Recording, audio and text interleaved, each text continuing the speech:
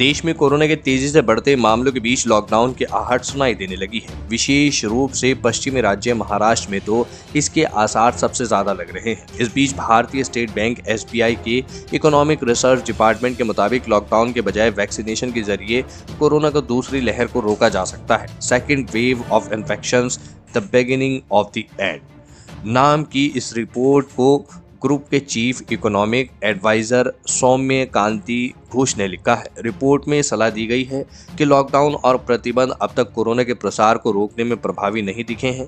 इस वजह से वैक्सीन के जरिए ही इस पर नियंत्रण पाया जा सकता है। रिपोर्ट में कहा गया है कि महाराष्ट्र और पंजाब जैसे राज्यों को देखकर समझा जा सकता है कि प्रतिबंधों के बावजूद कोरोना केस बढ़ रहे हैं। रिपोर्ट ने इशारा किया है कि कोरोना को रोकने के लिए अब वैक्सीनेशन ही एकमात्र आशा है।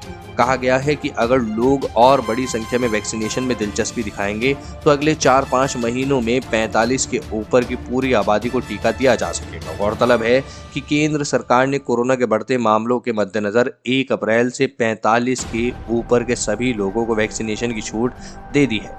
रिपोर्ट में पहले ही महामारियों की स्टडी का जिक्र किया गया है। कहा गया है कि ये सच है कि बचाव उपायों की वजह से ही पहले भी महामारियों की रफ्तार रोकी गई, लेकिन जब जीवन सामान्य हुआ तो ये फिर फैल गई। इसी वजह से वैक्सीनेशन की रफ्तार बढ़ाया जाना एकमात्र विकल्प है। इसी के आधार पर कोरोना को हराया जा सकता है। दोस्तों, फिलहाल इस वीडियो में इतना ही। देश विदेश की अन्य खबरों के लिए आप चैनल को भी सब्सक्राइब कर सकते हैं। धन्यवाद।